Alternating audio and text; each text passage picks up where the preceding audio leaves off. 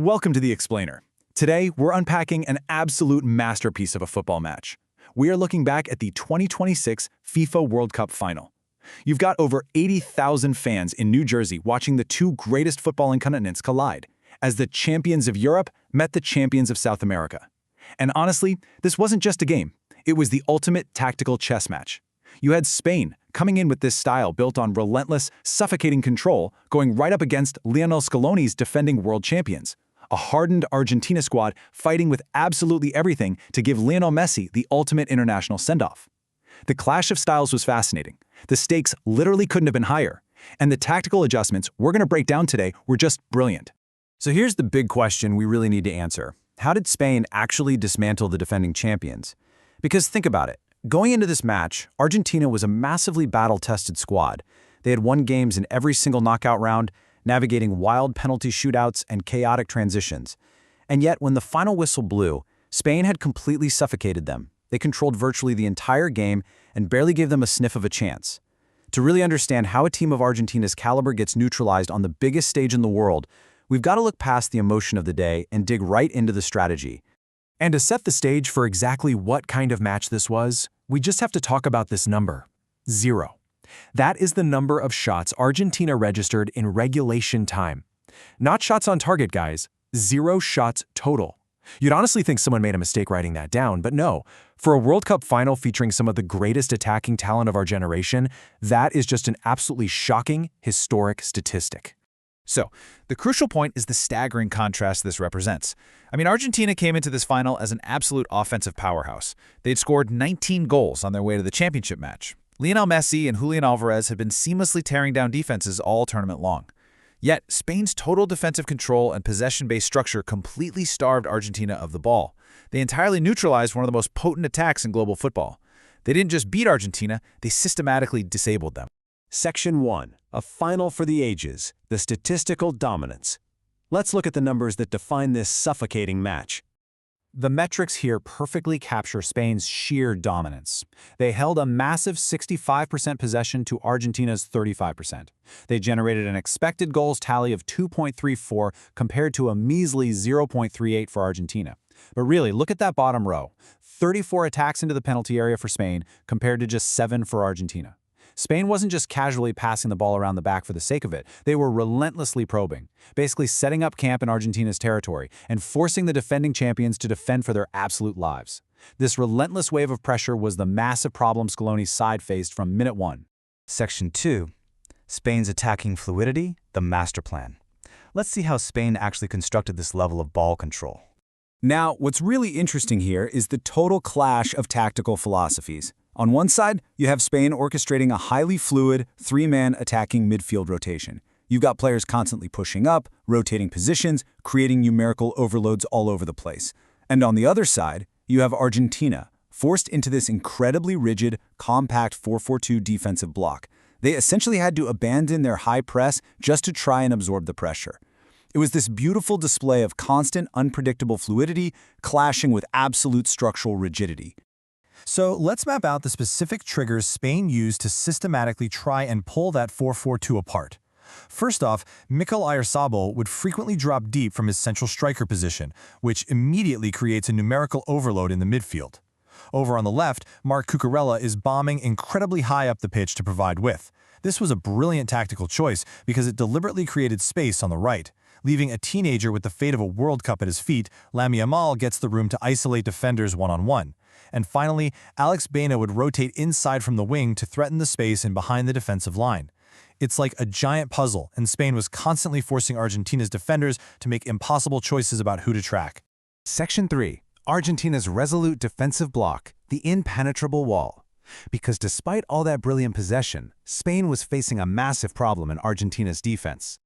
To truly understand Argentina's survival strategy here, we need to talk about the low block. This is basically a defensive tactic where a team purposefully drops super deep into their own territory.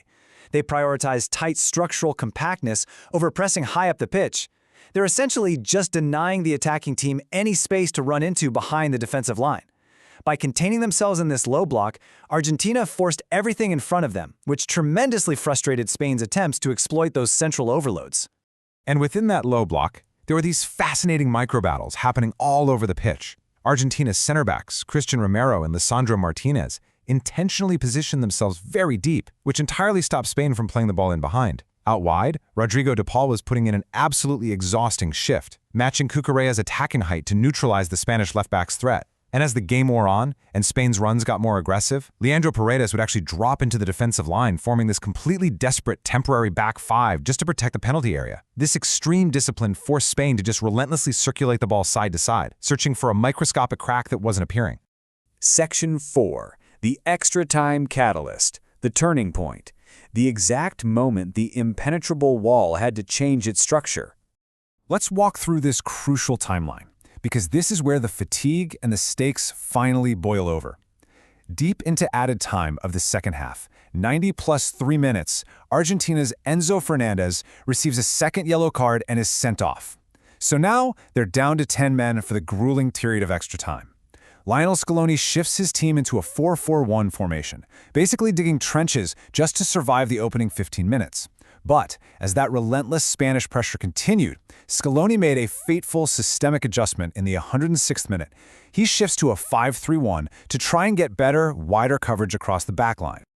Section 5. The tactical breakthrough. Finding the space. Okay, let's dive into this, because this exact sequence is what finally won the World Cup for Spain.